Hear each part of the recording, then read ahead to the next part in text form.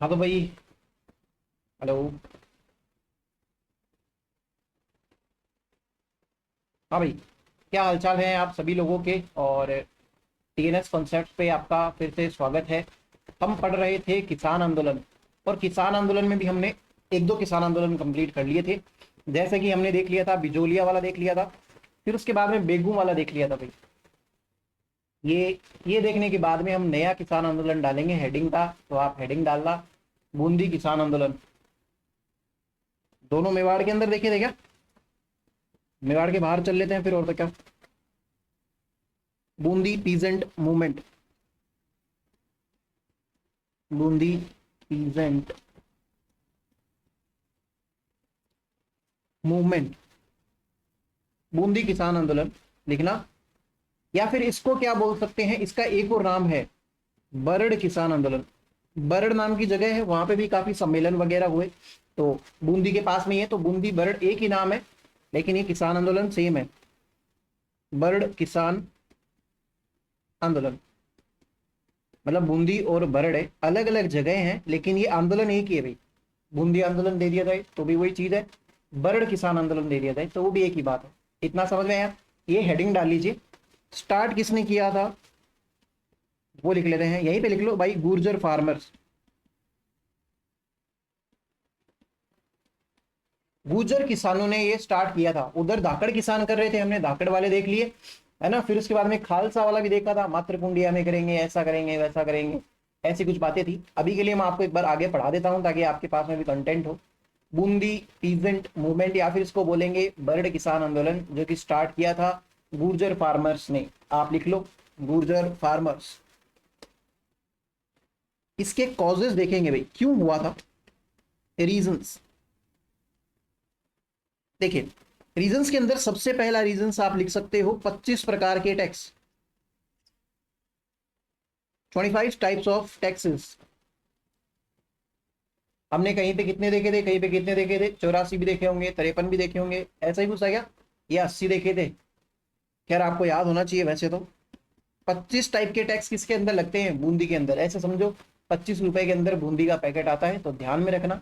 आपकी exam objective है, इसलिए क्या होता है, आपके पास में ऑप्शंस अवेलेबल होते हैं, तो आप आराम से याद कर पाओगे। या फिर ऐसे याद रख लो कि भाई आपके दही के अंदर दो पांच एक बूंदी बूंदी डाल दो यार, है ना, ऐसा होता है ना। दो पांच बूंदी डाल दो, मेरी भी बढ़िया से दही बन जाए, रायता। तो और लाटा गुंदा सिस्टम है, कहीं भी लिख सकते हो ये चीज़ तो। बाकी आपकी ऑब्जेक्टिव एग्जाम है तो ऐसे ऑप्शंस कम ही आएंगे। ये पूछेगा भाई 25 प्रकार के कर थे या 30 प्रकार के, 26 प्रकार के, ऐसे पूछेगा। तीसरी चीज आप इसमें बेगार लिख सकते हो।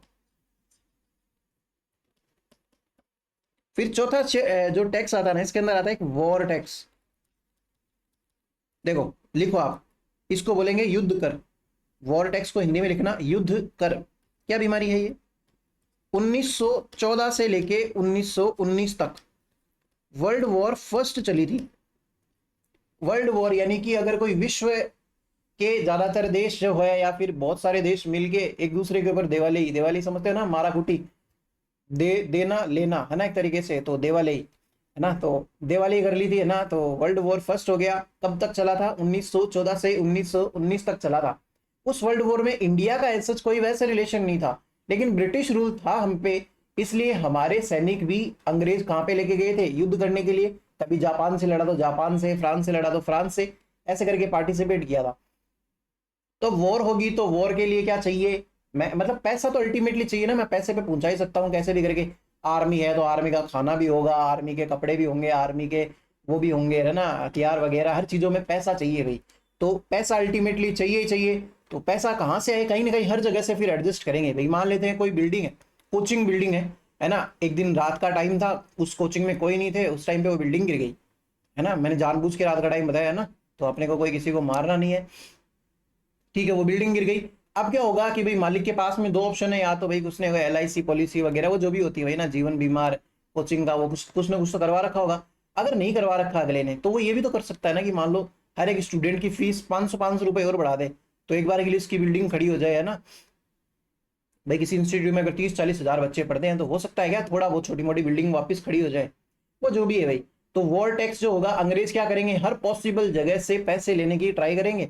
बूंदी के अंदर ये हो गया था कि बूंदी के अंदर ये एक टैक्स और लग गया उस टाइम पे 1914 और ये 1919 आते, हर जगह ही लगाया था लगभग, लेकिन ये बूंदी के लिए थोड़ा सा स्पेशल है। ठीक है, फिर पांचवी बीमारी क्या है, वहां पे चराई टैक्स और लगता था, चराई कर, इंग्लिश वाले लिखेंगे चराई टैक्स। चराई कर क्या है, अगर आपके पास में पशु है और अगर आप बूंदी एरिया के किसान है या कुछ भी है, तो आपके ऊपर क्या लगेगा, आप अगर आपके पास में भैंस है, गाय है, बकरी है, कोई भी है, अगर वो जानवर चरता है तो वो राजा क्या करेगा आपसे, या फिर वो जागीरदार क्या करेगा आपसे, टैक्स लेगा कि भाई आपके ढांडे चर गए तो इस चीज का टैक्स दो। वो टैक्स लगता था। अभी जानवर तो ये चीजें खाएंगे ना। फिर एक टैक्स और लगता था उनके ऊपर, वो है करप्शन टैक्स।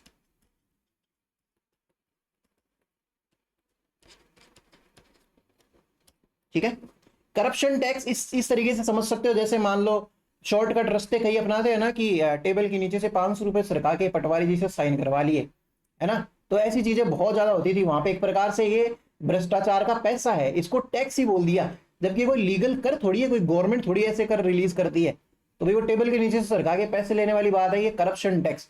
तो आप तो लिख लो खाली भ्रष्टाचार कर, भ्रष्टाचार कर। ये कुछ एक कारण है बूंदी किसान आंदोलन छेड़ने के।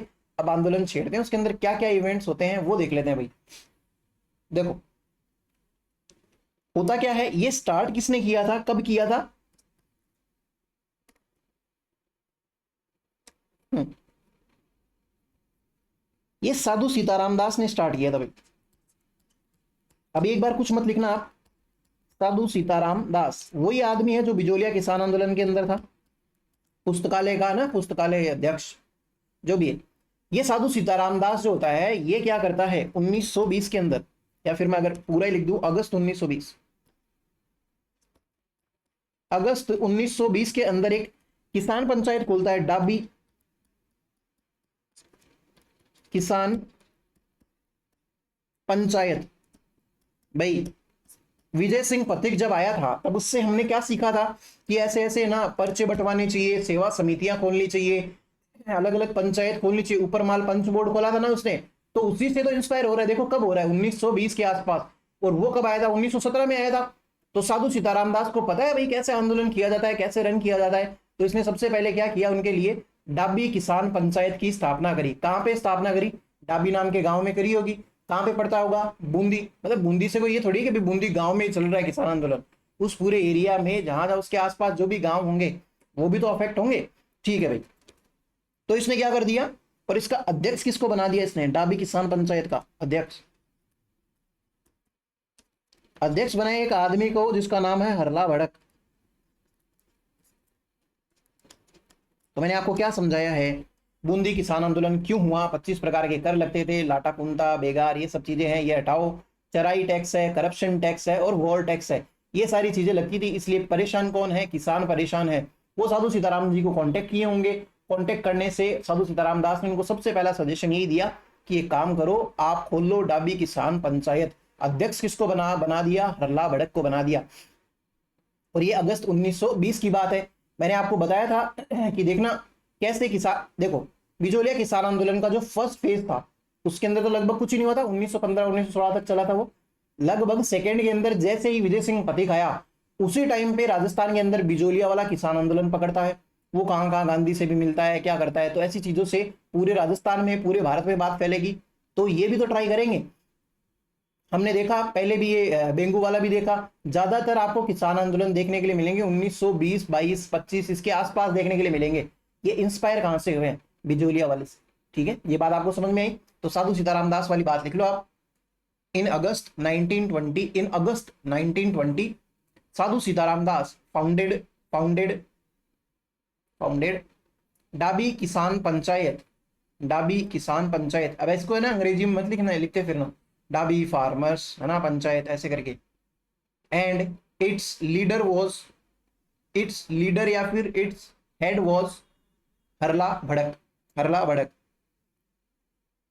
साधु सीताराम दास ने 1920, साधु सीताराम दास ने अगस्त 1920 में, अगस्त 1920 में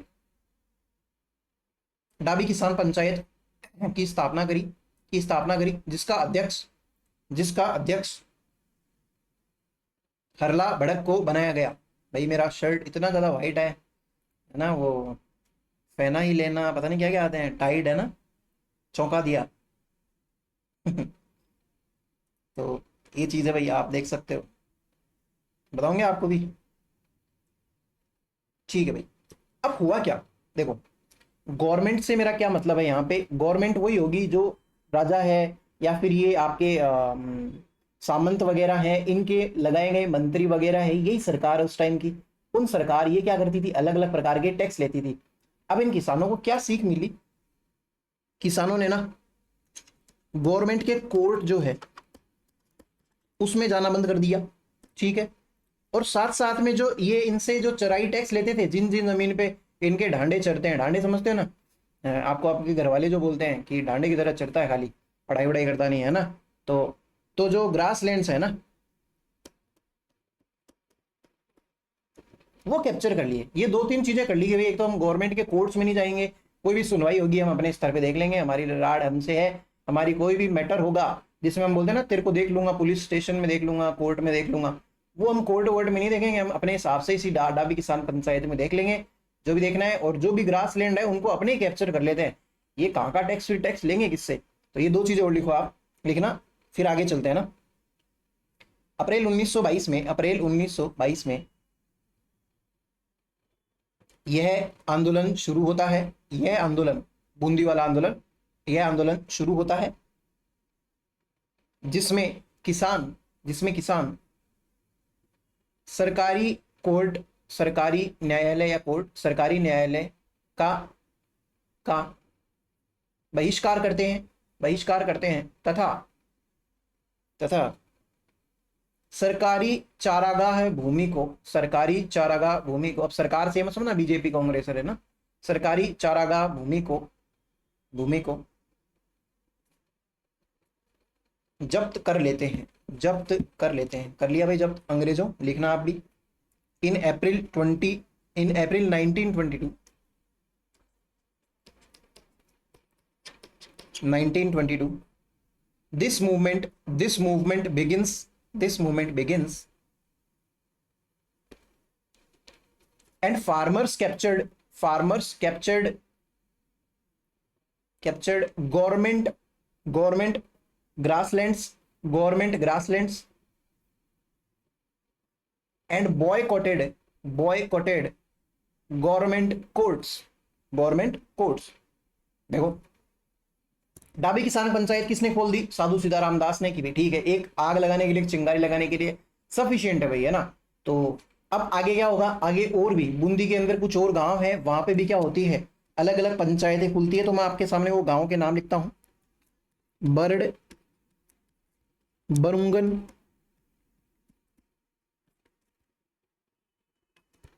और गरदड़ा। ये तीन जगहों पर भी किसान पंचायतें खुलती है भाई। किसान, डाबी किसान पंचायत को देख के यहाँ पे भी खुल गई, इसमें क्या है। और वो सीधी सी बात है, करना भी चाहिए ना, अगर आपको और इफेक्टिव बनाना है अपने मूवमेंट को, तो ये सब चीजें तो होंगी भाई। ठीक है, फिर होता क्या है, डाबी जो किसान पंचायत है वहां पे एक बार के लिए कोई सभा हो रही होती है, और उस सभा के अंदर होता है एक हत्याकांड, जिसको हम लिखेंगे, आप भी मेरे साथ साथ लिखना। पहले आप ये वाली लाइन लिख लो, पहले एक काम करते हैं, मैं लिखवा देता हूँ। धीरे धीरे अन्य गांव में भी, धीरे धीरे अन्य गांवों में भी किसान पंचायतें शुरू हुई, जैसे बरड़, बरुंगन, गरदड़ा,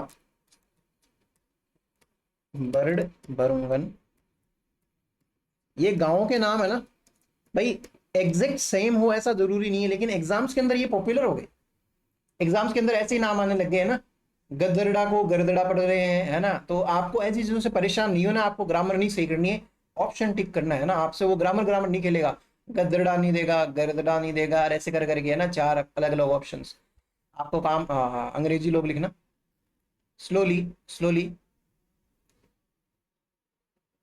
किसान पंचायत, स्लोली किसान पंचायत वर वर formed in many villages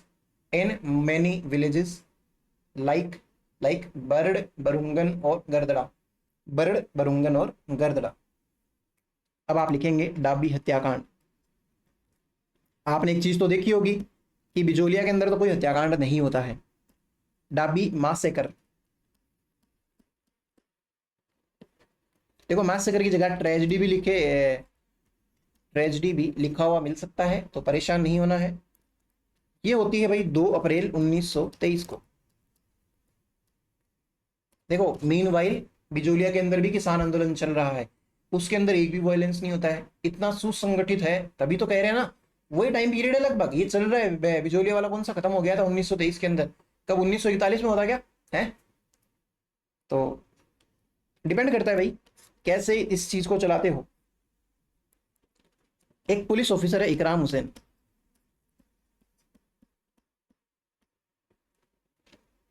उसके पता नहीं क्या जच गई, उसने फायरिंग कर दी। आपको लिखना नहीं है, मैं लिखवा दूंगा आपको आराम से। और 2 किसान मारे गए इसके अंदर, 2 ही अप्रैल है और किसान भी 2 ही हैं। वैसे तो 2 ही किसान के नाम है, नानक जी भील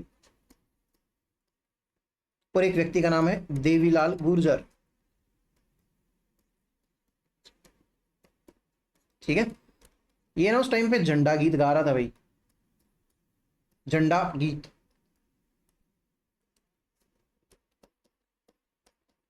भैया ना होता क्या है, एक्चुअली में ये किसान पंचायत के अंदर जाता है भाई, पुलिस वाले सब गश्त वगैरह लगाने जाते हैं, कोई दिक्कत वाली बात नहीं है। अभी इकराम हुसैन जो है वो जाता है उसके अंदर, इसको कुछ समझ में आता नहीं है, वहाँ पे ये गाने वाने चल रहे हैं, बढ़िया से इरिटेट हो रहा है। इसकी गलती से किसी किसान के पैर वैर लग जाता है, उसका हुक्का हुक्का जो है उसके ऊपर ही गिर जाता है, किसान के ऊपर ही भाई, हुक्का पी रहा अगला अपने हिसाब से, और इकराम हुसैन से वो थोड़ी सी बहस कर लेता है ना। और इकराम हुसैन को समझ में नहीं आता कि मेरे पे अटैक कर रहे हैं, क्या कर रहे हैं। और इकराम हुसैन उस टाइम पे वहाँ पे क्या कर देता है, फायरिंग कर देता है ना। सबसे पहले तो ये झंडा गीत जो गा रहा होता है उसी आदमी को सल्टाता है कि यार क्या मतलब बढ़िया बेसुरा गा रहे हो। तो नानक जी भील को क्या कर दिया, उनकी हत्या कर दी, साथ साथ में देवीलाल गुर्जर की हत्या कर दी। ये चीज अब आप इसके बारे में लिख लो, लिखना डाबी हत्याकांड 2 अप्रैल 1923, 2 अप्रैल 1923, है ना। इस इस हत्याकांड में इकराम हुसैन ने गोलियां चलाई या फायरिंग की, गोलियां चलाई, जिसमें 2 किसान मारे गए, जिसमें 2 किसान मारे गए। अब आप लिखना नानक जी भील और देवीलाल गुर्जर, और नानक जी भील के ब्रैकेट में लिखना झंडा गीत गाते समय।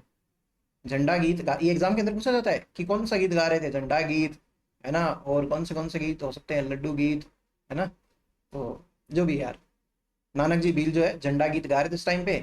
तो अंग्रेजों लिखना भाई 2 अप्रैल 1923 लिखने के बाद में लिखना Ikram Hussain opened opened fire opened fire on the assembly of farmers, किसानों की सभा के ऊपर भाई, on the assembly of farmers, and two farmers two farmers died died in this.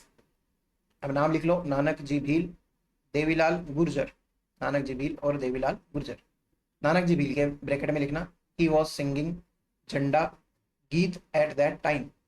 अब झंडा सॉन्ग ये सब चीजें मत लिखो, ही वॉज सिंगिंग झंडा गीत एट दैट टाइम। कई बार क्या होता है ना, मैंने खुद ने अंग्रेजी मीडियम से ही ज़्यादा पढ़ाई करी है मेरी, मैं हिंदी मीडियम में भी बहुत अच्छी तरीके से रहा हुआ हूँ, है ना। 12th तक मेरा हिंदी मीडियम ही था, एकदम भयंकर फुल हिंदी मीडियम।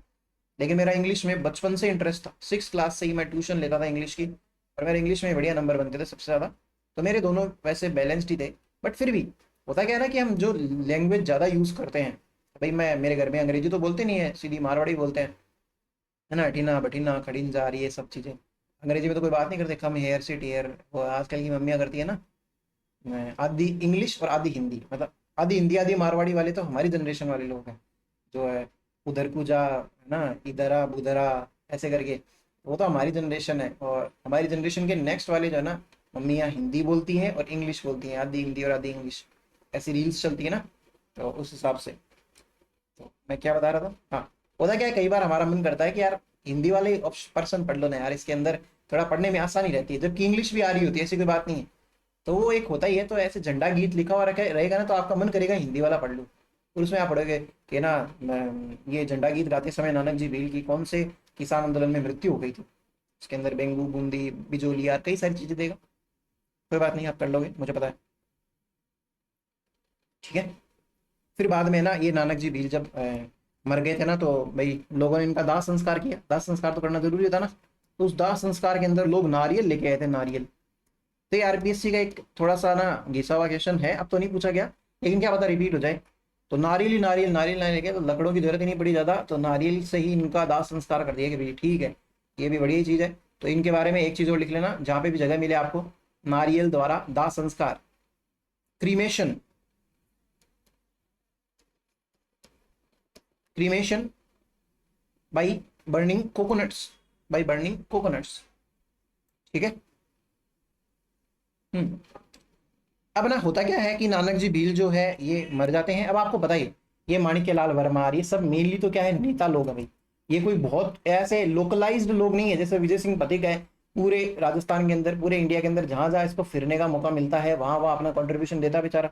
वैसे ही ये माणिक्यलाल वर्मा, ये रामनारायण चौधरी, जमुना लाल बजाज, आप पूरे राजस्थान हिस्ट्री में अलग अलग जगहों पे देखोगे, आपको भी लगेगा यार एक आदमी ने अलग अलग जगह पे कितने सारे काम किए। वैसे ही ये मतलब ये डाबी वाली जो किसान हत्याकांड होता है, उसके चलते भी नानक जी भील जो है, माणिक्यलाल वर्मा के कुछ दोस्त रहे होंगे खास, उनकी याद के अंदर माणिक्यलाल वर्मा भी एक गाना गाता है जिसका नाम है अर्जी। एक प्रकार से बोलते ना, अर्जी सुनो मेरी, तो नानक जी भील की याद में तो लिखना माणिक्यलाल वर्मा, माणिक्यलाल वर्मा, MLV, संग, SUNG, संग, अर्जी song in the memory of, अर्जी song in the memory of Nanak ji Bhil, Nanak ji Bhil. Manikyalal Verma ने नानक जी भील की याद में अर्जी नामक गीत गाया, अर्जी नामक गीत गाया। अब इस मूवमेंट के लीडर्स कौन है भाई, लीडर्स के नाम तो लिखे ही नहीं आपने। बूंदी किसान आंदोलन के नेता, leaders of Bundi peasant movement, इनके नाम लिख लो आप। मैं फिर बताता हूं क्यों यहां पे बताया गया है। एक आदमी का नाम है नैनूराम शर्मा, नैनूराम शर्मा, ठीक है, लिखो आप। एक आदमी का नाम है नारायण सिंह,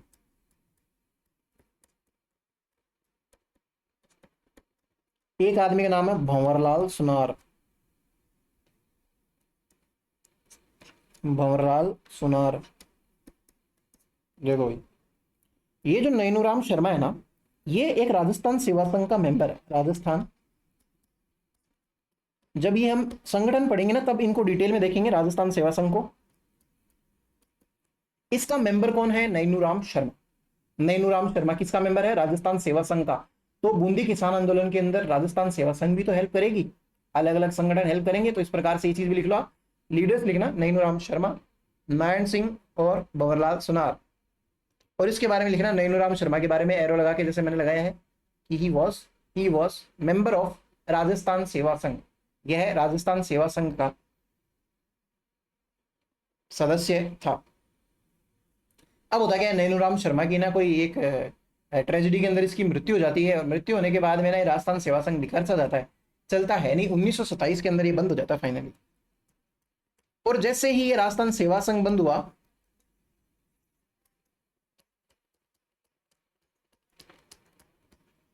भाई मेन तो लीडर नैनूराम शर्मा ही है, तो उसके मरने से अगर लीडर ही मर गया तो फिर भाई उसको ना मूवमेंट को करे कौन ढंग से, है ना। तो दूसरों की हेल्प कोई इतनी नहीं कर सकता है ना, तो खुद का खुद ही देखना पड़ता है। अब खुद करने वाला मर गया है, तो मर गया तो ये किसान आंदोलन एक प्रकार से शटडाउन सा हो जाता है, बंद हो जाता है। इस किसान आंदोलन के अंदर जान नहीं रहती है, तो ऐसा माना जाता है 1927 के अंदर राजस्थान सेवा संघ के जैसे ही बंद होने से ये मूवमेंट भी बंद हो गया। इसके बारे में लिख लो आप।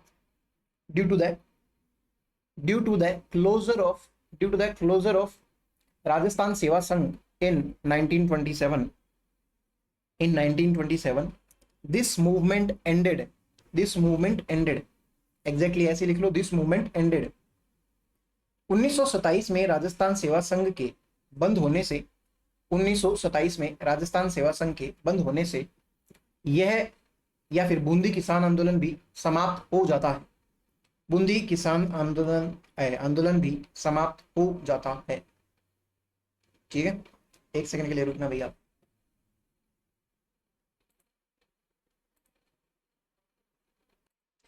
हाँ भाई देखो फिर 1936 के अंदर फिर से ये मूवमेंट स्टार्ट होता है भाई, फिर से लोग इकट्ठे होते हैं, प्रोमिनेंट लीडर्स इकट्ठे होते हैं, ये मूवमेंट फिर से स्टार्ट होता है। लेकिन इस बार किसानों की मांग किसानों से नहीं है, देखो होता क्या है एक्चुअली, 1926, 27, 36 ये वो वाला टाइम है जहां पे हमारे इंडिया के अंदर काफी सारे लीडर्स इमर्ज हो रहे हैं, काफी सारी चीजें वो सीख रहे हैं, है ना। अलग अलग समाज भी उत्पन्न हो रहे हैं, हम आगे देखेंगे। आर्य समाज है, उसका काफी किसानों के ऊपर बहुत ज्यादा पॉजिटिव इंपैक्ट रहा है। उन्होंने किसानों को सिखाया है कि सहायता नहीं मांगनी चाहिए, खुद की हेल्प खुद ही करो, और ऐसी सारी चीजें, कई सारी चीजें जिनके अंदर है ना, बाल विवाह ना करे, है ना, कन्या भ्रूण हत्या ना करे, बहुत सी चीजों में ये आए हैं, रिफॉर्म्स आए हैं, वो मैं आगे बताऊंगा आपको, अभी कोई काम के नहीं है। उस वजह से क्या है, हमारा शिफ्ट जो है ना, एक नैरो विजन नहीं रह गया कि किसानों की पीड़ा, पीड़ा किसानों की नहीं है, सबकी ही पीड़ा मिटाएंगे अब तो। इनके फिर ये हो गई कि सोशल रिफॉर्म्स ही करेंगे, किसानों की भी चीज उसी में आ जाएगी। होता है ना भाई, मान लो मेरे को बाजार जाना है, मेरे को क्या लेके आना है, मान लेते मेरे को पैरासीटामोल लेके आने, मेरे को मेरे बुखार हो गई है, जो भी बीमार हूं मैं, लेकिन फिर मेरे को घर वालों ने बोल दिया कि भाई यार जाते जा तो रही है, तू एक काम कर, टमाटर लेके आ जाना और ये ब्रेड लेके आ जाना। किसी ने मेरे को बोल दिया कि तू ना एक काम कर यार, ये फलाना शैम्पू ला देना मेरे को, अलग अलग चीजें हो गई। तो फिर मैं क्या कर रहा हूँ, घर के सारे घरेलू सामान ला रहा हूँ, उसके अंदर मेरी चीज भी तो आ रही है। तो इन्होंने क्या किया, सोशल रिफॉर्म ही कर लेंगे, उसके अंदर किसानों की भी सारी समस्याएं आ जाएगी अपने आप ही, पूरा का पूरा इलाज करेंगे, पुख्ता इलाज। तो 1936 में, देखना, 1936 में इस आंदोलन का द्वितीय चरण शुरू होता है। 1936 में इस आंदोलन का द्वितीय चरण चरण शुरू होता है,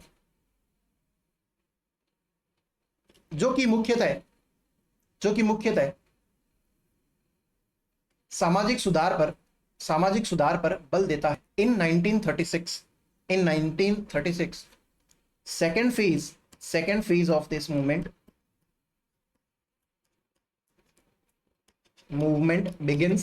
begins which focused mainly on social reforms। चलो भी अच्छी बात है। तो इन्होंने फिर क्या किया, सजेस्ट किया कि एक कॉन्फ्रेंस रख लेते हैं। उस कॉन्फ्रेंस का नाम है हिंडोली कॉन्फ्रेंस। आगे लिख लो, इसके आगे हिंडोली कॉन्फ्रेंस या फिर हिंडोली सम्मेलन। एग्जाम के अंदर ये क्वेश्चन पूछा जाता है कब हुआ, तो आप ये भी लिख लो 5 अक्टूबर 1936 को। कहां होता है, तो एक मंदिर है, उसका नाम है हुडेश्वर महादेव। हुडेश्वर मंदिर, वहां पे ये हिंडोली कॉन्फ्रेंस होता है। बहुत इंपॉर्टेंट क्वेश्चन है ये, दिखने में बहुत ऐसे अजीब सा नाम ही लग रहा है खाली। इस आंदोलन के अंदर टोटल कितने लोग, more than 500 Gurjar and Meena farmer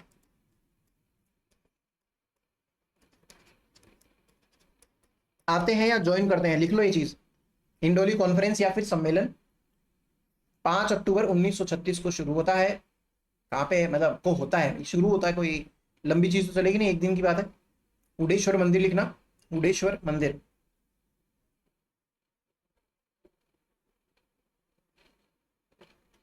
it was joined by more than 500 Gurjar and Meena farmers, जिसमें 500 से अधिक गुर्जर तथा मीणा किसान भाग लेते हैं। ठीक है, फिर एक छोटी सी डिटेल और लिख लो इसी के बारे में। नेक्स्ट पेज पे स्टार्ट करते हैं। 3 सितंबर को, ऑन 3 सितंबर 1939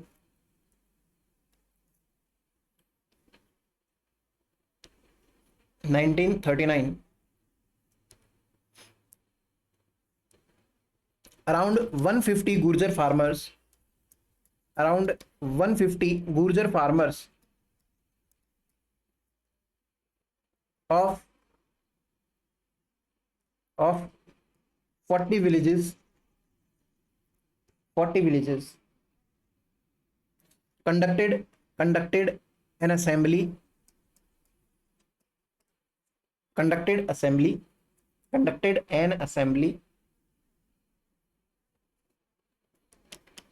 in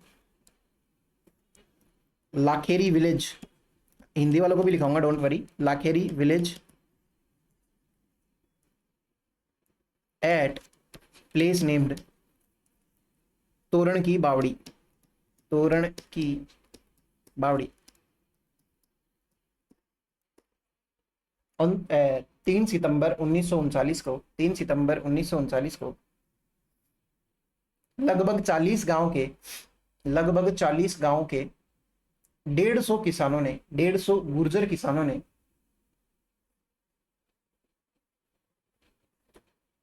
लाखेरी गांव की तोरण की बावड़ी पर भी एक सभा का आयोजन किया जिसमें मुख्य नेता थे, इन विच फॉलोइंग लीडर्स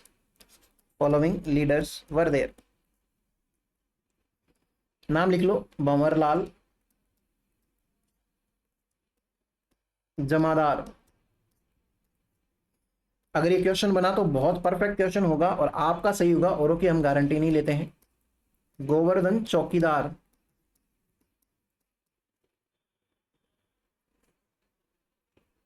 तीसरा लिखेंगे रामनिवास तंबोली, या रामनिवास लिख लो, बहुत है यार, रामनिवास तंबोली या रामनिवास ही बहुत है, याद रख लेना, तंबोली।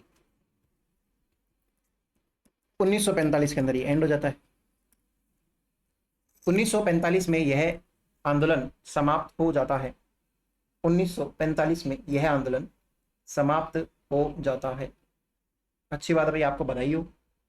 यह आंदोलन क्या था, एक बार के लिए देखो, इसमें कुछ बहुत ज्यादा ऐसे ना डिटेल के अंदर वो बातें नहीं थी, तो मैंने आपको इसको टुकड़े में पढ़ाया, साथ साथ में लिखवा दिया भाई, ताकि आपका टाइम बचे।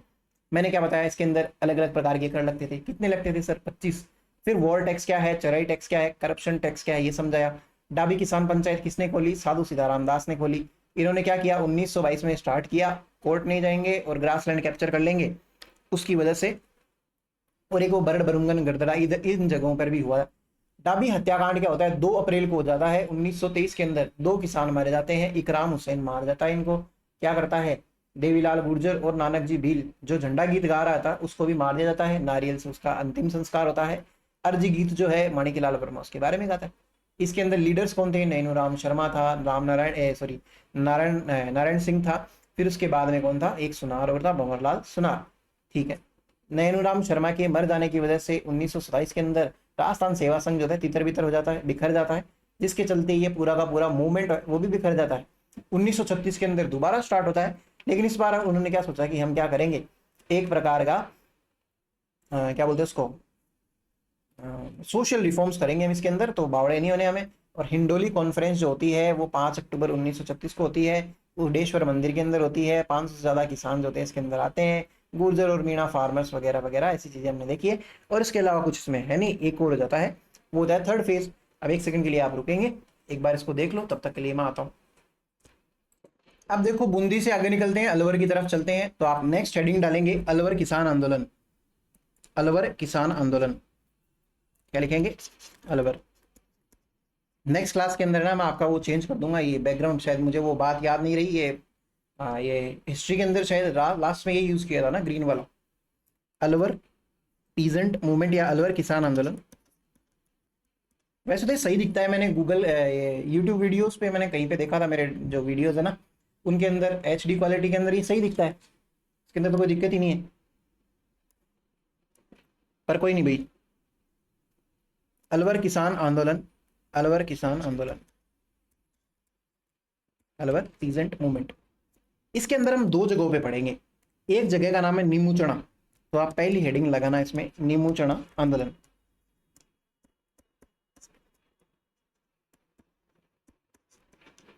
जगह का ही नाम है भाई नीमूचना आंदोलन। आपके मुंह के अंदर अगर पानी आ गया हो, नींबू से, नींबू को बोलते हैं ना नींबू, तो नीमूचना आंदोलन। देखो हमने क्या स्टार्ट करा था, बिजोलिया देखा था, उसके बाद में बूंदी देखा है, बेंगू देखा था। ये दोनों तो करते हैं धाकड़ किसान, धाकड़ किसान ही करते हैं ना। बूंदी वाला जस्ट अभी देखा था, उसके अंदर कौन है? गुर्जर किसान। इसके अंदर कौन है? इसके अंदर राजपूत किसान है भाई, राजपूत फार्मर्स। कहाँ कहाँ होता है ये नीमूचना किसान आंदोलन? 2 जगह, इसके 2 सेंटर है एट। एक जगह का नाम तो बंसूर और एक का नाम है थानागाजी। मैं हट जाऊंगा, अगर आपको 2 सेकंड के लिए मैं बोलूं तो ये देख लीजिए भाई, बंसूर और थानागाजी के अंदर ये स्टार्ट होता है। ये 2 इसके मेन सेंटर है नीमूचना वाले के। अलवर किसान आंदोलन के लिए नीमूचना नींबू चना किसका पार्ट है? अलवर किसान आंदोलन का पार्ट है। ठीक है, चलिए इसके कारण देखते हैं, कॉजेज क्या क्या है। कॉजेज, किसके कॉजेज देख रहे हैं जी? इसके नींबू चना किसान आंदोलन के कॉजेज देख रहे हैं। क्या कारण है? होता क्या है, 1924 के अंदर यहां का राजा है जय सिंह। आपको कुछ नहीं लिखना अभी, जय सिंह। इसने क्या किया, राजपूत, सुनना पूरी बात, राजपूत एंड ब्राह्मण फार्मर्स, इनके जो लैंड्स थे उनके ऊपर टैक्स बढ़ा दिया। अब टैक्स भी कैसे बढ़ाया, थोड़ा बहुत नहीं, सीधा ही 40% टैक्स बढ़ा दिया। मेरे पीछे कुछ आ रहा है तो कोई बहुत ज्यादा इंफॉर्मेशन नहीं है। होता क्या है, राजा था। राजतंत्र कब खत्म होता है, 1947 के आसपास, जब आज़ादी मिलती है तब हमारे पास में सरकारें भी होती है, तो ये राजा वाजा है लास्ट के हट जाते हैं। 1924 के अंदर होता क्या है, अलवर का राजा है जय सिंह। अलवर का राजा जय सिंह क्या करता है, राजपूतों पे और ब्राह्मण फार्मर्स पे पर क्या कर देता है, इनके पास में जो भी खेती की जमीनें हैं उनके ऊपर टैक्स बढ़ा दिया। 1%, 2% नहीं, 40%। मान लेते हैं कि मैं कहूँ अगर आपकी सैलरी है 1 लाख रुपए, अब मैं कहूँ कि आपको अब से 40% और एक्स्ट्रा मिलेंगे, आप तो नाच नाच के बावड़े हो जाओगे, क्योंकि अब आपको कितने मिलेंगे, 1,40,000 रुपए। या फिर मैं आपको ये कह दूं कि आप जो 100 रुपए किलो के क्या लेके आते थे, बादाम लेके आते थे, बादाम 100 रुपए किलो तो आते हैं ना, तो अगर वो 100 रुपए किलो के लाते थे, अब वो 140 रुपए के हो गए, तो फिर आपको गुस्सा ही आएगा। तो ऐसा ही इनके साथ में होता है। अब इनका ही क्यों बढ़ाया, क्या रीजन है? देखो, ब्राह्मणों से वैसे नहीं लेते, ब्राह्मणों को देते हैं, उनसे लेते हैं। ये देश सिंह की जिंदगी भाई, इक्वलिटी है तो हर जगह होनी चाहिए। ब्राह्मणों को कोई ऐसे स्पेशल ट्रीटमेंट थोड़ी है भाई, भगवान के मीडिएटर है मानते हैं, लेकिन भाई और भी तो किसान किसान है, तो अगर ये खेती कर रहे हैं तो आपको भी बराबर का बराबर टैक्स देना होगा। ठीक है, राजपूतों के खेतों के ऊपर पहले क्यों नहीं टैक्स लगते थे ज्यादा, क्योंकि राजपूत ज्यादातर क्या है, राजा भी है, राजपूत ज्यादातर क्या है, सैनिक भी है। तो युद्ध के अंदर जाते हैं, जैसे हमने नहीं देखा था क्या, मतलब ये नहीं सुनते क्या कि जो फौज के अंदर होता है उसको कैंटीन कार्ड मिलता है, अलग अलग फैसिलिटीज मिलती है। क्यों मिलती है? क्योंकि वो अपनी जान दांव पे लगाता है, सैलरी इतनी खास होती नहीं है, तो और अदर प्रिविलेज देके उसकी उसकी मतलब जो पोस्ट होती है ना, उसको और काफी अट्रैक्टिव बनाया जाता है, ताकि हाँ करने वाले जो ड्यूटी करता है उसको थोड़ा सा सेटिस्फेक्शन तो रहे कि मेरी इज्जत तो है भाई। तो उसी प्रकार से राजपूत किसान थे, उससे इसलिए टैक्स नहीं लेते थे, और ब्राह्मणों से वैसे नहीं ले सकते थे, क्या पता कहीं श्राप दे दे। तो फिर जय सिंह ने सोचा हटाओ, ये इनसे भी टैक्स ज्यादा लेंगे, तो ये इनके ऊपर टैक्स लगा दिए। एक रीजन तो ये है। दूसरा रीजन इसके ऊपर क्या है, आप लिखना नहीं, मैं लिखवा दूंगा आपको, वाइल्ड बोर्स की प्रॉब्लम, समस्या। वाइल्ड बोर किसको कहते हैं, वाइल्ड मतलब जंगली, और बोर का मतलब होता है सुअर। जंगली सुअरों की समस्या। देखिए, जंगली सुअर जो है छोटी मोटी चीज नहीं है, छोटी चीज नहीं है, मोटी तो है। ये इतने भयंकर होते हैं कि अगर आप फंस गए ना इसके चक्कर में, एक बात तो है कि जैसे मान लो आप कहीं जंगल तो छोड़ो, कोई किसी बाड़े के अंदर आप हो और चारों तरफ तारबंदी, और आपको किसी जंगली सुअर के पास में छोड़ दिया, अगर वो अग्रेसिव हो गया ना, वो छोड़ेगा नहीं बिल्कुल भी, और वो इतना बुरा पटक पटक के मारता, उसके 2 सींग और होते हैं, वो चुबो देता है, मतलब एकदम बढ़िया से घायल करता है। इतना आनंद ले लेके वो मारता है, तो ईजी नहीं है। और इनके शरीर भी इतने गठीले होते हैं, इनके अंदर वो फोर्स टॉर्क वगैरह क्या क्या होता है फिजिक्स के अंदर, वो सारे बहुत बढ़िया इंटेंसिटी से लगते हैं। अगर एक लग गई ना, तो ये हाथी घोड़े, ये मतलब हाथी तो बहुत बड़ी बात हो गई, ये घोड़े वोड़े ना ये पास में नहीं भटकते हैं इनके। तो वाइल्ड बोर्स हैं, बढ़िया समस्या है। और इनकी सबसे दूसरी बढ़िया समस्या है कि ये गिरते हैं बहुत ज्यादा है। खैर कितना खाते हैं, मतलब ऐसे घुस गए ना, रात को घुस गए तो सुबह खेत साफ मिलेगा आपको, वो कचरा भी नहीं मिलेगा। जैसे आप चॉकलेट खा के रैपर फेंक देते हो ना, वो भी चीज फेंकेंगे नहीं है, पूरा का पूरा तहस नहस करेंगे। तो ये जंगली सुअर भयंकर बड़ी समस्या है।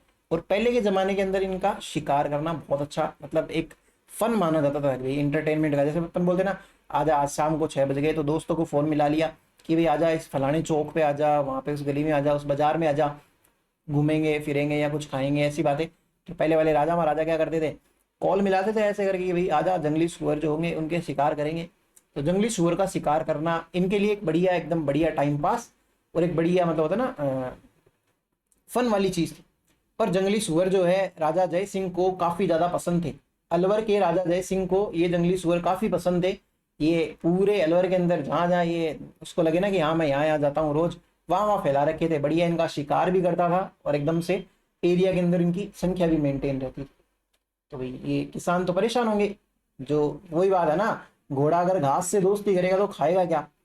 तो भाई ये तो एक प्रकार के घोड़े हैं, और जो घोड़े से भी खतरनाक चलते हैं। और अगर खेत के अंदर घुस गए, राजा इनके ऊपर कोई रोक टोक लगा नहीं रहा, अंकुश लगा नहीं रहा, इनका खुद शिकार करता है अपने हिसाब से और वो करने नहीं देता है। तो ये समस्या तो बहुत भारी है। तो और वैसे भी राजस्थान के अंदर है ना, ये सुअरों से रिलेटेड अपने तो राजस्थान के अंदर सबको वैल्यू मिलती है। देखो भाई, अलग अलग कहानियां जो होती हैं, फोक टेल्स जिसको बोलते हैं, सबके ऊपर है। तो ये सूरों के ऊपर भी काफी सारी कहानियां बनती है। एक छोटा सा बताऊं क्या किस्सा।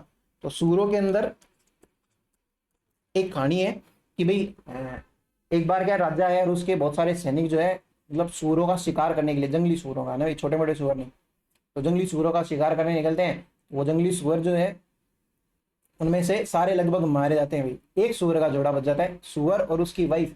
सूअर की वाइफ को सूअरनी नहीं बोलते अपने यहाँ पे, बुंडन बोलते हैं उसको। क्या बोलते हैं उसको? बुंडन। पहले मैं, मेरे को लिटरली ये वर्ड पता नहीं था इतना ज़्यादा, मैं कोई अंग्रेज नहीं हूँ बिल्कुल भी, मतलब एकदम देहाती लोगों के बीच में रहा हूँ, बट ये वर्ड सुना बहुत था लेकिन इसका मीनिंग नहीं पता था। तो ये भूंडण जो होती है, ये सुअर की वाइफ को बोलते हैं भाई। ये रिस्पेक्टफुल नाम है उनके लिए। अगर उनकी वाइफ को आप बोल रहे हैं भूंडण आजा दूध लेने चलते हैं, यार ऐसे होता ना, या सब्जी लेने चलते हैं, तो वो बुरा नहीं मानती है। अगर किसी इंसान को बोल दो कि आप भूंडण सी लागे, तो वो जरूर बुरा मान जाएगी ना। तो भूंडण उसको बोलती है अपने स्वर को कि भाई साहब बाहर खड़े हैं सैनिक राजा के, बहुत बुरी तरीके से मारेंगे। तो वो राजस्थान के अंदर, वो राजस्थानी लैंग्वेज के अंदर ऐसे श्लोक बोलते हैं, वो ना उच्चारण करता है ऐसे ना। तो वो अपनी सुवर्णी को बोलता है ना कि भाई मैं ना ये जगह छोड़ के नहीं जाऊंगा। एक सेकंड बना।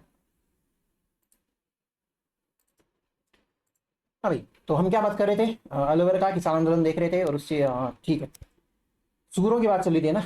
तो वो बुंडन जो होती है अपने सुअर को बोलती है कि भाई, भाई साहब बाहर जो है राजा के सैनिक खड़े हैं, वो जचाने वाले हैं मीटर, अपन दो लाश बचे, अपने अलावा सारे सल्टा दिए। तो सुअर को बोलती है कि भाई भाग ले, अपने काम करते हैं, पिछले वाले गेट से भागते हैं। सुअर उसको बोलता है तेरा दिमाग खराब है, छोटा मोटा सुअर थोड़ी हूँ मैं, राजस्थान का सुअर हूँ। वो सुअर ज्यादातर आपको उस एरिया के अंदर देखने के मिलते हैं, पहाड़ी एरिया, मगरा मगरी, ये सब मैंने बताया हुआ राजस्थान जियोग्राफी में आपको, है ना। तो सुअर बोलता है एकदम ऐसे राजस्थानी लैंग्वेज में, मगरो छोड़ू हूं नहीं, भूडन मत बिलमाए। मतलब मगरा नहीं छोड़ूंगा, ए भूडन तू मेरे को बिलमाए मत, मतलब मेरे को बहका मत, बावड़ा बनाने की या मैनिपुलेट करने की ट्राई मत कर। शैला टकरा झेल स्यूं बाज्या वंश लजाए, यानी कि मैं शैलों की टक्कर झेलूंगा, यानी कि शैल होते हैं, बालों को बोलते हैं, मैं उसकी टक्कर झेल लूंगा। लेकिन अगर मैं भाग गया तो मेरा वंश के ऊपर मतलब बदनामी कराना चाहती है तू। हाँ मानता हूँ सुअर है, तेरे को सब भूडन भूडन करते हैं, लेकिन अपना भी वंश है, अपनी भी इज्जत है, अपने वंश जो पूर्वज होंगे वो क्या बोलेंगे कि भाई भाग गया तू, तो मैं भागूंगा नहीं, तो मेरे को भिलवाने की कोशिश मत कर बिल्कुल भी। तो इस प्रकार से ऐसे समस्याएं हैं। सुअर जो है छोटी मोटी चीज नहीं है भाई, ये काफी डेंजरस होते हैं। अगर कहीं दिख जाए तो भाग ही लेना, फोटो वोटो खींचने के चक्कर में मारे जाओगे। तो तीसरी प्रॉब्लम यहाँ पे किस चीज की है? तीसरी प्रॉब्लम है कि माफी लैंड सीज कर लिए थे भाई राजा ने।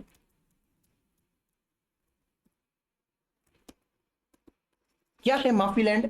माफी लैंड मतलब माफी भूमि भाई, बहुत बढ़िया। लैंड वगैरह का तो हमें पता ही नहीं था, भूमि बोलते हैं। होता क्या है, देखो राजा क्या करता है, कई सारे जमीनों पे टैक्स लगता है, हर जगह टैक्स लगता है आपको पता ही।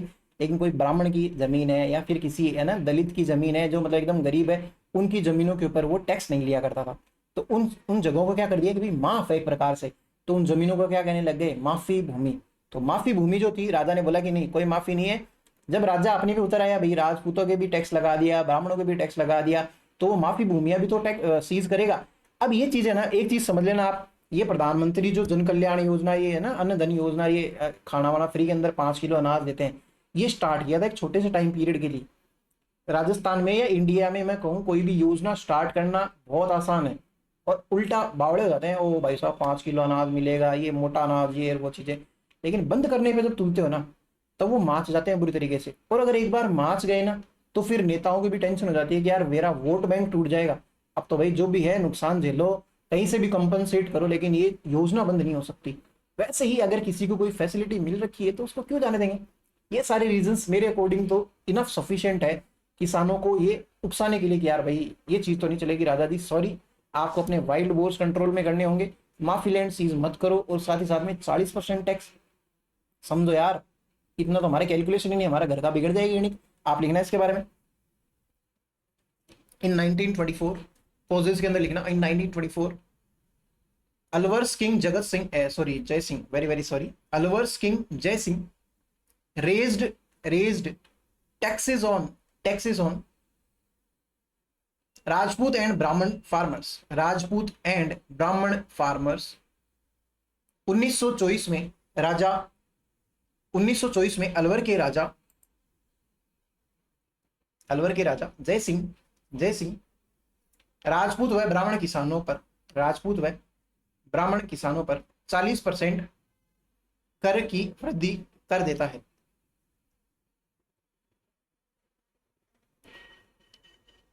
सेकंड लिखना, जंगली सूअरों की समस्या, problems of wild bourse.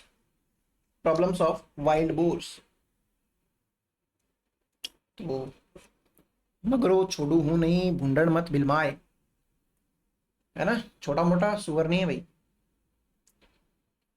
Third लिखना, माफी लैंड्स वर सीज्ड, माफी भूमि जब्त कर ली गई।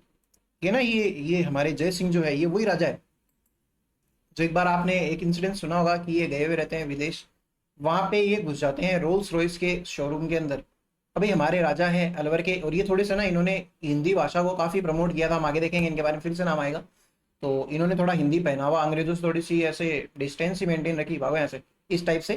तो ये क्या करता है, एक बार उधर गया हुआ रहता है बाहर विदेश में, तो वहां पे ये रोल्स रॉयस के शोरूम के अंदर जाता है, और वहां पे इसने कपड़े पहन रखे नॉर्मल अपने ना, चोला पजामा, ये जो भी है अपने हिसाब से, ठीक है, ज्यादा कुछ खास ऐसे इतने प्रेस करे भी नहीं, कोई बहुत ज्यादा बढ़िया नहीं। तो वहां पे जाके बोलता है कि भाई गाड़ियां तो अच्छी है। वहां के जो शोरूम के अंदर जो लोग होते हैं वो भी ऐसे कंफ्यूज हो जाते हैं कि यार ये कौन आया आज, है ना, इसको अपनी वैल्यू नहीं पता, औकात नहीं पता, कहाँ पे घुस गया, इसको पता नहीं है अभी रोल्स रॉयस क्या होती है। तो भाई वो फिर जाके ओनर से, मतलब यहाँ पे जो डेस्क होता है उसके ऊपर जाके ये और पूछ रहा है कि ये गाड़ी कितने की मेरे को अच्छी लगी। तो वो थोड़ा सा ऐसे बदतमीजी से पेश आते हैं कि भाई तू अपनी शक्ल देख, फिर इस गाड़ी को देख, और फिर बाद में बात करना ये चीजें। तो भाई राजा है, राजा को तो बुरा लगेगा ही। राजा ने सोचा कि भाई तुम किससे बात कर रहे हो, तुम्हें पता है क्या? तो बोलते हैं हाँ मैं बहुत अच्छे से पता है कि एक सुबला सा आदमी उससे बात कर रहे हैं, चले जाओ, आपके बस की चीज नहीं है, आपकी पूछते भी नहीं खरीद पाएंगे ऐसी चीजें। राजा है उस टाइम पे, तो वहां पे तो साइलेंटली निकल गया, और अपने गांव जाके, अलवर जाके अपने लोगों को भेजता है, भेज के बोलता है कि वहां पे जितनी भी गाड़ी है ना, सारी सारी खरीद के ले आओ, ये सारा लो मोटा पैसा। और वहां से वो सारी गाड़ियां खरीदवाता है, और लगभग 6 के आसपास गाड़ियां रहती है, वो गाड़ियां वो लगाता है नगर पालिका के अंदर, मतलब एक प्रकार से कचरा वचरा सफाई उठाने में। तो अब आप एक बात सोचो, फॉर्च्यूनर गाड़ी है, उसके अंदर बढ़िया से कचरा जा रहा है, वो गाड़ी वाली है घर से कचरा निकाल कैसे करके रोल्स रॉयस जा रही है, तो फर्क पड़ता है भाई, कितनी महंगी गाड़ियां आती है। तो फिर बाद में वो हाथ जोड़ते हैं कि भाई बहुत बड़ी गलती हुई है हमसे, हमें माफ़ कर दिया जाए, और प्लीज़ ये गाड़ियाँ इस तरीके से यूज़ मत करो, हमारे मार्केट में बहुत बड़ी थू थू हो रही है, वैल्यू खराब हो रही है। तो ये राजा जो है इस प्रकार से इनको सबक सिखाता है। ठीक है, इतनी बातें हमने लिख ली। अब ये अलवर किसान आंदोलन के अंदर हम जो नीमू चढ़ा किसान आंदोलन देख रहे हैं, इसके लीडर्स कौन कौन है? तो आप नेता लिख लो, नेता।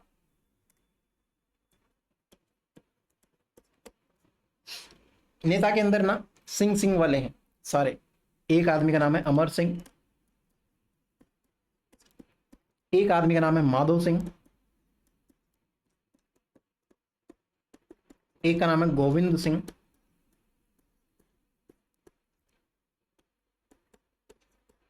और एक का नाम है गंगा सिंह।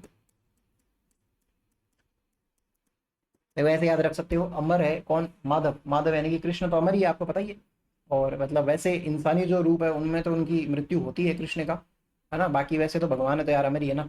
गोविंद किसको कहते हैं? कृष्ण को ही कहते हैं। और फिर गंगा, गंगा भी एक प्रकार से पवित्र है, उसी के अंदर बहा देते हैं जिसको गोविंद से मिलना है ना, तो इच्छा पूरी हो जाती है। ठीक है, ये चीज लिखो। और उसके बाद में ना अब हम स्टार्ट कर देते हैं इस आंदोलन के बारे में। इतनी चीजें समझ में आई आपको, क्यों होता है, लीडर कौन है, ये चीजें ठीक है। इस मूवमेंट को एक संघ है, जैसे हमने देखा था राजस्थान सेवा संघ, वैसे ही है अखिल भारतीय क्षत्रिय महासभा। अखिल भारतीय क्षत्रिय महासभा ये समर्थन दे देती है भाई कि हमारा समर्थन आपके साथ में। तो एक लाइन लिख लो, this movement was supported by, this movement was supported by.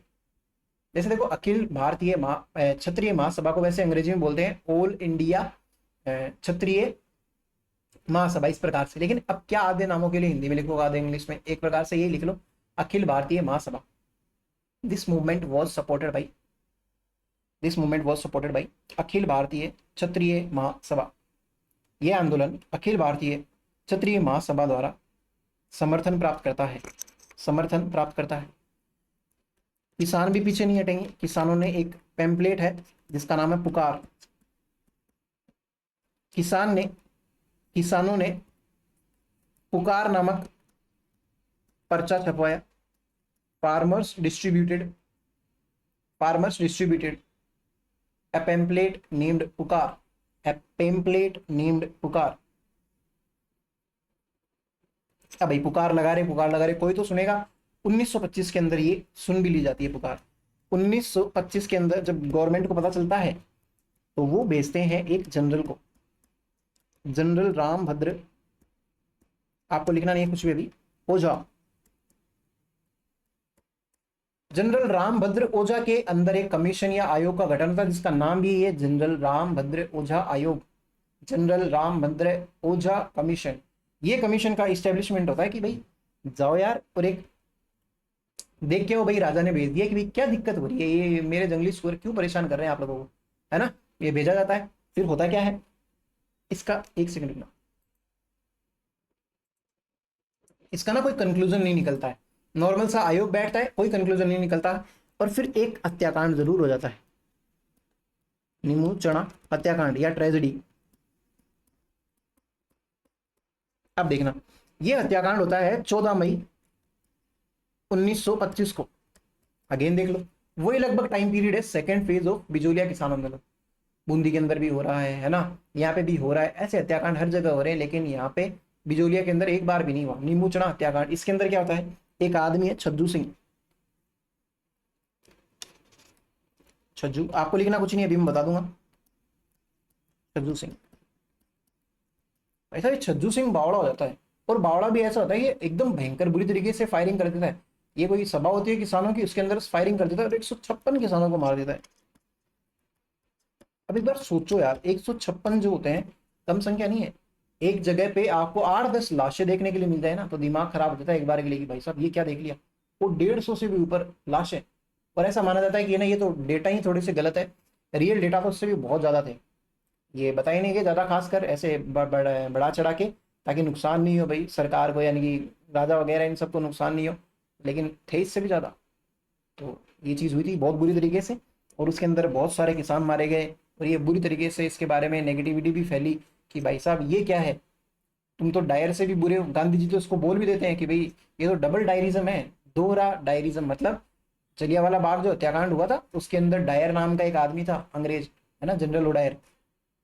वो क्या कर देता है, वो फायरिंग कर देता है वहां पे जलियांवाला बाग हत्याकांड। तो ये तो बोला इससे भी भयंकर है, डबल डायरिज्म है, छोटा मोटा ही नहीं। तो ये इस प्रकार से इसकी बातें फैलती है। आपने ये अखिल भारतीय क्षत्रिय महासभा लिख चुके हो, किसान ने पुकार नामक पर्चा छपवाया, ये चीज भी लिख चुके हो। अब आगे लिखना, इन 1925, इन 1925 king king Jai Singh, king Jai Singh formed formed a formed a general Rambhadra Oja commission, general Rambhadra Oja commission to look at the problems of the farmer, problems of the farmers। 1925 में राजा एक आयोग गठित करता है, एक आयोग गठित करता है, जनरल रामभद्र ओझा आयोग, जनरल रामभद्र ओझा आयोग। इसका कोई बहुत ज्यादा कंक्लूजन निकलता नहीं है। फिर आप नेक्स्ट लिखना नीमू चना ट्रेजेडी, नीमू चना हत्याकांड, नीमू चना हत्याकांड 14 मई 1925, 14 मई 1925 भाई छज्जू सिंह, भाई Chhajju Singh. 156 farmers, 156 farmers died, 156 किसान की मृत्यु हो जाती है। इस हत्याकांड को गांधी जी ने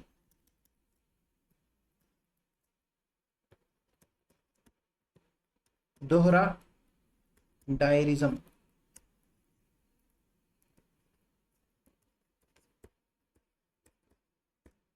कहा इस हत्याकांड को गांधी जी ने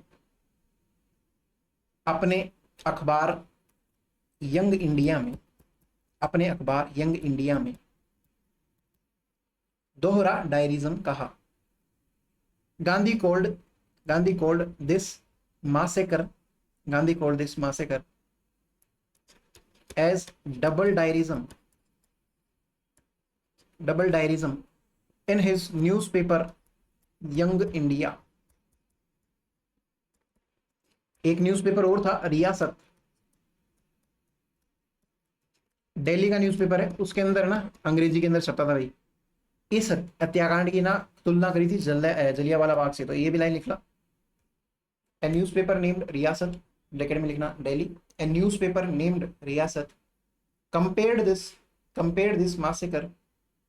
this massacre with Jallianwala Bagh tragedy.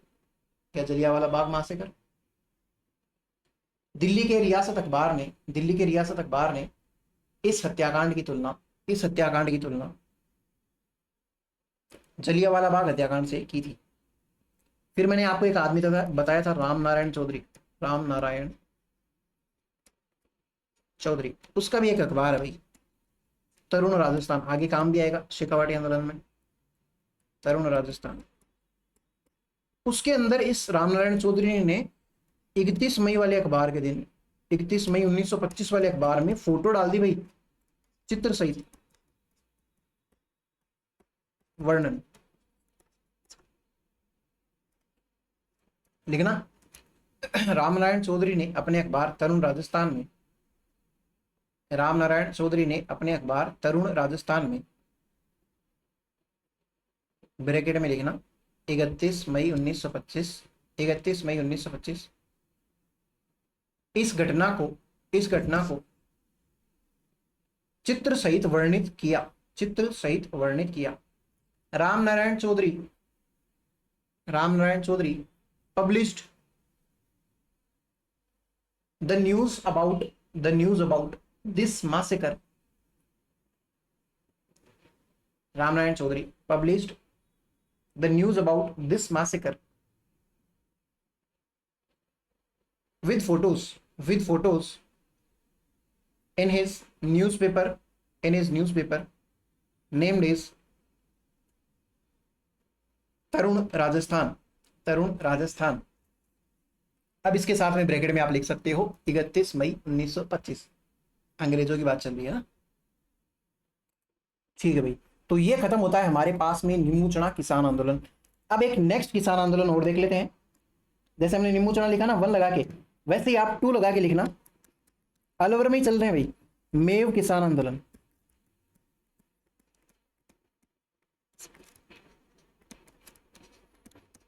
भाई ये जो जय सिंह है, इनको राजा को अंग्रेजों से काफी ज्यादा चिढ़ थी। एक बार क्या है कि जय सिंह ने एक अंग्रेजी जोड़े को इनवाइट किया अपने घर पे कि भाई आओ हमारे घर पे खाना वाना खाओ।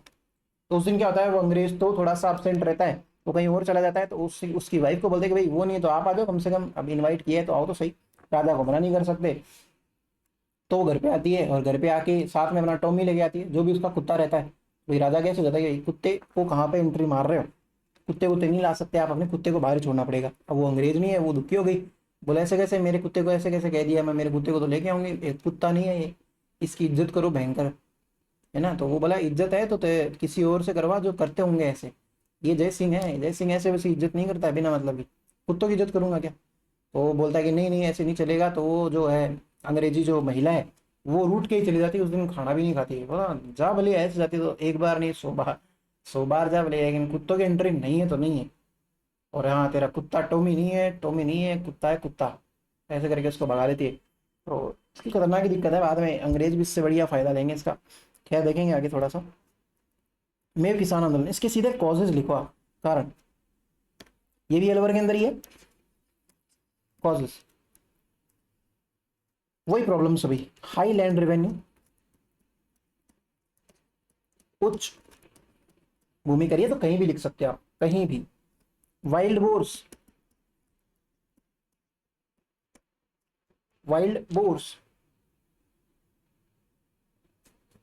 ठीक है, फिर लिखो माफी लैंड सीज्ड।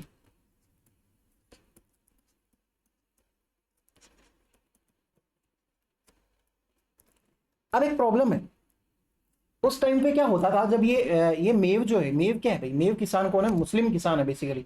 तो मुस्लिमों को एक आंदोलन देख रहे हैं अभी, अलवर के अंदर मुस्लिम काफी बहुतायत में थे, और अलवर के जो मुसलमान है उसकी काफी सारी रीजनल या रिलीजियस दिक्कतें थी। क्या दिक्कतें थी, एक सेकंड रुकना। दिक्कत थी राजा जय सिंह। राजा जय सिंह जो है हिंदी भाषा को प्रमोट करता है, हिंदुओं को प्रमोट करता है, ये इसको मुसलमानों से थोड़ी सी कहीं ना कहीं कहे तो एक प्रकार से इसको कम ही पसंद थे। तो कम पसंद थे तो भाई ये क्या करता था, जो मस्जिदें हैं उसको लिमिटेड ही कंट्रोल देता था कि भाई अपने हिसाब से है ना, कभी भी ऐसे आवाजें नहीं कर सकते हो आप ऐसे ढंग से, है ना, ऐसे ना भीड़ इकट्ठी मत करो और ये वो। सरकारी नियंत्रण काफी था भाई मस्क पे। मस्क यानी कि जो मस्जिद होती है ना, तो अंग्रेजों के सॉरी किसानों के ऐसे हो गए कि भाई ये मॉस्क जो होती है ये हमारा धार्मिक मामला है, इसके ऊपर कोई भी सरकार अपना कोई भी अधिकार नहीं जमा सकती है। तो इन्होंने सरकार से रिक्वेस्ट करी कि आप है ना ये मस्क पे आपका कंट्रोल जो है वो हटाओ। दूसरा क्या कहा इन्होंने, उर्दू लैंग्वेज जो है उसको प्रमोट करो। उर्दू लैंग्वेज की तो आप बात ही नहीं करते, हिंदी लैंग्वेज है उसी को प्रमोट करते रहते हो। हिंदी भाषा राष्ट्र, ये इन्होंने तो राष्ट्र भाषा ही घोषित कर दी थी हिंदी, इंडिया की राष्ट्र भाषा, ये जय सिंह ने, है ना। तो बोला उर्दू, उर्दू का क्या, तो इसने बोला भाई मेरे को नहीं पता उर्दू का क्या, ये चीज थी। तीसरी बात क्या है कि भाई गवर्नमेंट नौकरियां जो है मंत्री वगैरह इनके पदों में है ना, ये हिंदुओं को ज्यादा प्रायोरिटी देता था। यानी कि ऐसे इतना ज्यादा नहीं है, बायस नहीं था, बट मुसलमानों की संख्या कम थी। अब मुसलमानों की संख्या कम थी तो कहें कि हमारी संख्या बढ़ाओ, तो गवर्नमेंट के अंदर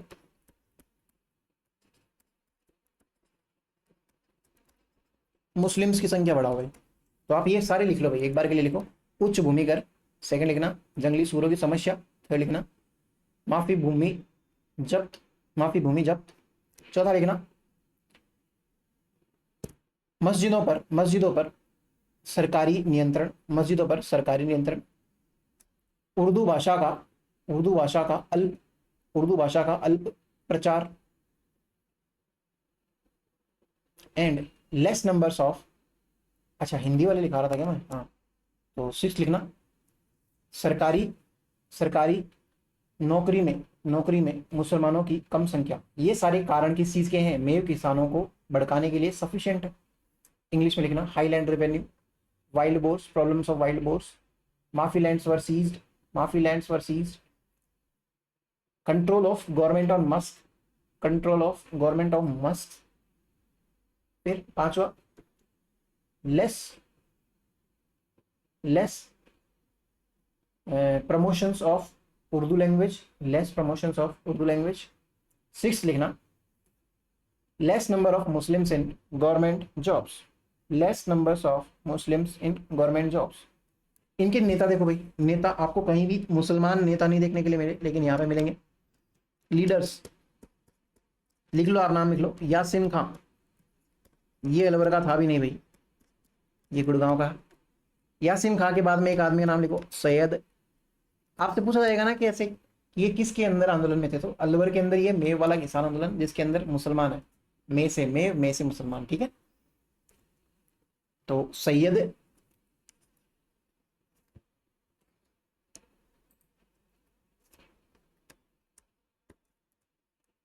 भीख, भीख है नहीं, ये कह है ना, भीख नारंग। एक का नाम है मोहम्मद अली और एक का नाम है मोहम्मद हादी। लीडर्स लिख लो भाई,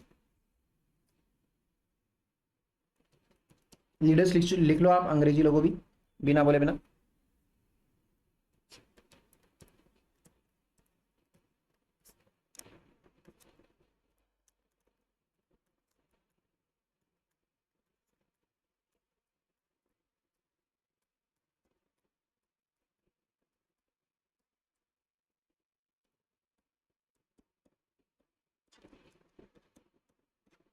लिख लो, लीडर्स लिख लिया क्या?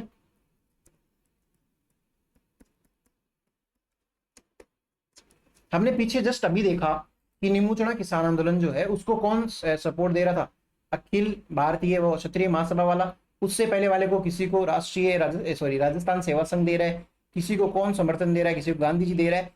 वैसे ही इसको भी तो कोई ना कोई समर्थन देगा, तो इसमें ज्यादातर आपको ना मुसलमानों वाले ही नाम देखने के लिए मिलेंगे।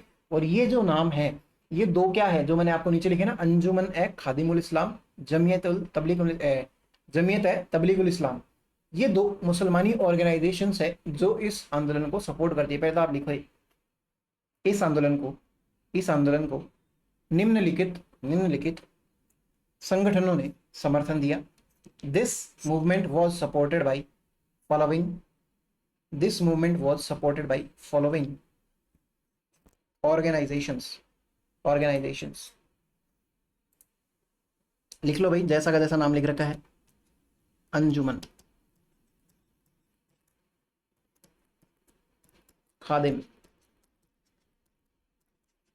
उल इस्लाम। इस्लाम का सॉरी उल का बेसिकली मतलब होता है का की के को, है ना, ऐसे करते ना, बताता हूं अभी। जमीयत है तबलीग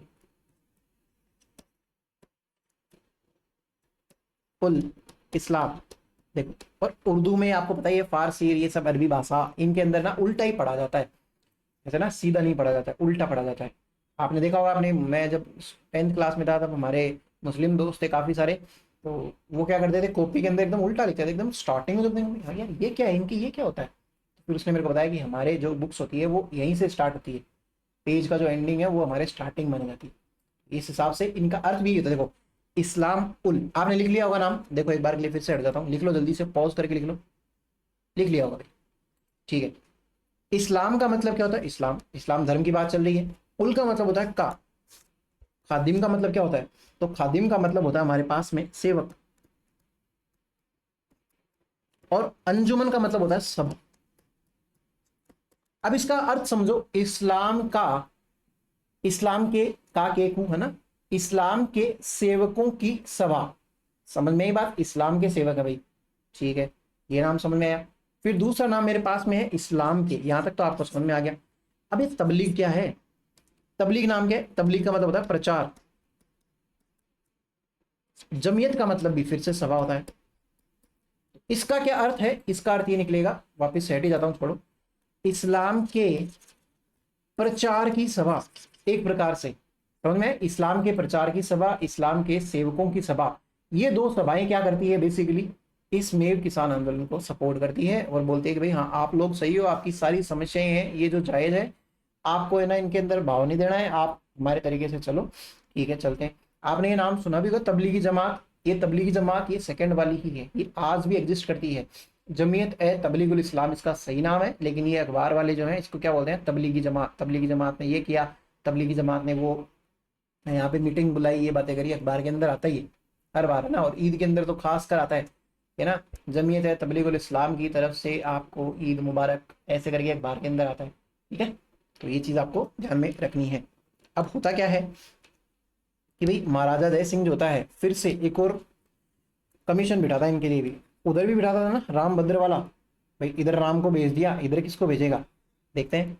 कमीशन 3 बार एम लिख दिया भाई।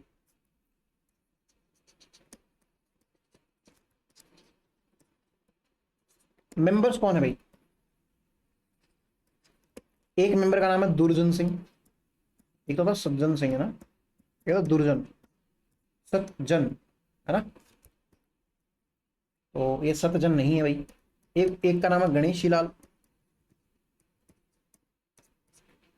और तीसरे आदमी का नाम है गजनफर अली, गजनफर अली, कि भाई जाओ देख के आओ, मैं आपको आयोग बिठा के दे रहा हूँ भाई, मेव वालों, मेव किसानों, तो आप थोड़ा सा कोऑपरेट करो ना भाई इनके साथ में। तो भाई वो बोलते हैं भाई कोऑपरेट तो क्या करें, आप हमारे साथ में, करी गलत रहे वो चीज़, क्या कोऑपरेट करें आपके साथ में। और ये ना यासीन खान, ये इनको बोल जाता कि भाई अपने को इनकी कमीशन के अंदर जाना ही नहीं, इनको क्या फैसला सुनाना है सुना लेने दो, किससे फैसला सुनाएंगे, आयोग किसको पूछ के बिठाएंगे, दुर्जन सिंह, गणेशी लाल, गजनफर अली, कुछ तो बात करेंगे भाई किसानों से, हम जाएंगे नहीं, बात ही नहीं कर पाएंगे। तो इन्होंने क्या कर दिया कि भाई बॉयकॉट कर दिया। तो आप लिखना, लिखना, महाराजा Jai Singh formed, Maharaja Jai Singh formed a commission, a commission for the problems of Meo farmers, for the problems of Meo farmers. सदस्य लिखना, दुर्जन सिंह, गणेशी लाल, गजनफर अली। मेंबर्स गणेशी लाल, दुर्जन सिंह, गजनफर अली। देखो कमीशन के अंदर जो पहला नाम होता है ना वही उस आयोग का नाम होता है इन जनरल। तो इस आयोग का नाम क्या कह सकते हैं? दूरदर्शन सिंह आयोग। ठीक है। अब मेरी मर्जी से नहीं लिखाता हूँ मैं गणेश लाल लिखा दूंगा तो फिर तो आप कहते हो गणेश लाल आयोग था ये था ही भाई दूरदर्शन सिंह आयोग, तो पहले नाम लिखा है। ऑन एडवाइस ऑफ यासिन खां, यासिन खां के कहने पर किसानों ने इस आयोग का बहिष्कार किया। On the advice of Yasin Khan, farmers boycotted this commission this commission. Later on, this movement became violent and communal. कालांतर में यह आंदोलन हिंसक व सांप्रदायिक हो गया। समझते हो ना? हिंसक का मतलब, सांप्रदायिकता का मतलब। देखिए एक चीज बताता हूँ, किसानों ने कहीं भी वायलेंस नहीं किया। बिजोलिया में नहीं किया, बूंदी में नहीं किया, बेंगू में नहीं किया, नीमू चढ़ा में भी नहीं किया, कहीं नहीं किए। अब आप कह सकते हो वहां पे हत्याकांड हुए, लेकिन किसानों ने थोड़ी करे थे। कहीं पे छज्जू सिंह है, कहीं पे दुर्जन सिंह है, कहीं पे सॉरी ट्रेंच है, कहीं पे कोई और है ना। इन लोगों ने फायरिंग कर दी वो एक अलग बात है। यहाँ पे किसान खुद है वही वायलेंट हो गए कि भाई सीधे हाथ से अगर उंगली से वो घी नहीं निकलता ना तो उंगली टेढ़ी कर देंगे। और फिर सांप्रदायिक बातें फैल गई कि भाई हमारे धर्म को ऐसे करते हो वैसे करते हो। धार्मिक तरीके से मतलब लड़ाई झगड़े चालू हो गए कि भाई अदर देन मुस्लिम है उनको पीटना करना है ना, हत्याएं वगैरह वो जो भी हुआ था। इसके बारे में इतनी डिटेल्स दी जाती है, ज़्यादा ढंग से नहीं बताई जाती ऐसी चीज़ें। Later on this movement became violent and communal. ठीक है। 1933 के अंदर क्या होता है लिखना, इन 1923 कम्युनल राइट्स। 1933 में 1933 में तिजारा नामक जगह पर सांप्रदायिक दंगे हो जाते हैं। तिजारा जगह पड़ती है अलवर के अंदर ही। अभी खैरथल तिजारा करके जिला भी आपको पता ही है। तो उसका नया नाम क्या है भाई? भर्तृहरि है क्या? भर्तृहरि नगर। खैर, इन 1933 communal riots broke out at Tijara. History में तो पढ़ना पड़ेगा ना भाई, तिजारा नाम की जगह थी वहां पे आंदोलन हो गए। हिस्ट्री के अंदर तो हम है ना ये पाकिस्तान को भी 1947 से पहले इंडिया ही पढ़ते थे, तो वो चीजें तो पढ़नी पड़ेगी। अब क्या था, मैंने आपको एक चीज बताई थी कि ना ब्रिटिशर्स ने हमारे साथ में संधियां करी थी और उन्होंने ये कहा था कि भाई अगर किसी राजा के कोई संतान नहीं है, लीगली खुद की कोई बायोलॉजिकल संतान नहीं है, तो वो अडॉप्ट नहीं कर सकता है। उसका साम्राज्य किसके पास चला जाएगा? अंग्रेजों के पास। अगर कोई राजा बेलखना है, बेकाम का है, नाकारा है, ऐसे राजा को भी, अगर ढंग से राजपाट नहीं कर पा रहा है, ऐसे राजा को भी हटाया जा सकता है।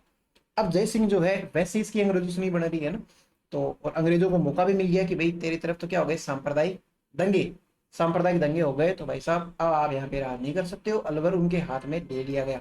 अंग्रेजों ने अलवर को कैप्चर कर लिया और जय सिंह जो होता है वो फिर बाद में पेरिस चला जाता है, वहीं पे उसकी फाइनली डेथ हो जाती है। तो लिखना एक बार, एक लाइन लिखना, Britishers deposed Britishers deposed deposed महाराजा जय सिंह। ब्रिटिशर्स डिपोज्ड महाराजा जय सिंह। अंग्रेजों ने महाराजा जय सिंह को हटाया, वो राजा के पद से हटाया। जय सिंह कालांतर में पेरिस चले जाते हैं जहां पे इनकी मृत्यु हो जाती है। Later on he moved to Paris where he died. क्या करेंगे, क्या मैटर सुलटेगा क्या? तो अंग्रेज क्या करते हैं, एक आयोग और बिठवाते हैं, और अंग्रेज बिठाते हैं इस बार मुसलमानों को ही। एक आयोग बनाया जाता है। ब्रिटिश से समझदार तो ही है, तो एक अजीजुद्दीन नाम के आदमी, अजीजुद्दीन, अजीज होता ना, अजीज उस वर्ड से नाम है अजीजुद्दीन कमीशन, या इसका पूरा नाम है अजीजुद्दीन बिलग्रामी कमीशन। ये 1934 के अंदर बनता है। और इस आयोग के अंदर ना ऐसे भाई अंग्रेजों ने भी समझदारी से ही मुस्लिम कैंडिडेट को ही क्या बनाया है, आयोग का लीडर बनाया है। तो इन्होंने भी बॉयकॉट नहीं किया, बातें कर ली और उनकी लगभग सारी बातें मान ली गई किसानों की। इस प्रकार से आंदोलन खत्म हो जाता है। In 1934, in 1934, another commission was formed. Another commission was formed under the leadership of Azizuddin Bilgrami. Under the leadership of Azizuddin Bilgrami, which ended the violence, and the movement also ended. In the favor of farmers. 1934 में एक और आयोग बना जिसके नेतृत्व करता अजीजुद्दीन बिलग्रामी थे, जिन्होंने दंगे खत्म किए वह यह आंदोलन भी किसानों के हित में समाप्त हो जाता है। मेरा मन तो था कि मैं आज शेखावाटी आंदोलन भी कवर करवा दूं, और शेखावाटी आंदोलन कवर करवाने के बाद में किसान आंदोलन के फीचर्स बता दूं, किसान आंदोलन के रीजंस बता दूं, किसान आंदोलन के रिजल्ट्स बता दूं। बट फिर मैंने सोचा कि भाई 3 घंटे की क्लास अगर डाल दी, 2.5-3 घंटे की, तो फिर पढ़ने वाले को भी जोर आता है। आपके लिए इतना सफिशिएंट है, ग्रास्प कर लो, ये मेरा टारगेट है। जबरदस्ती आपको बहुत सारा कंटेंट सौंप देना अपना टारगेट नहीं है। तो हम नेक्स्ट क्लास के अंदर मिलेंगे शेखावाटी किसान आंदोलन के साथ में। तब तक के लिए पढ़ते रहिए, अपना ध्यान रखिए, और कोई समस्या हो तो टेलीग्राम चैनल है अपना, या फिर ऐप के ऊपर भी आपको कोई क्वेरी है, कोई क्वेश्चन हो, कोई डाउट हो तो भाई पूछ लिया करो, है ना। हमने 2-3 किसान आंदोलन देख लिया आज। हमने क्या देखा था, बेंगू देखा था क्या, या बूंदी देखा था, नींबू चना देख लिया, और इसके अलावा हमने मेव किसान आंदोलन देख लिया। ठीक है, नेक्स्ट क्लास में मिलते हैं, तब तक के लिए धन्यवाद।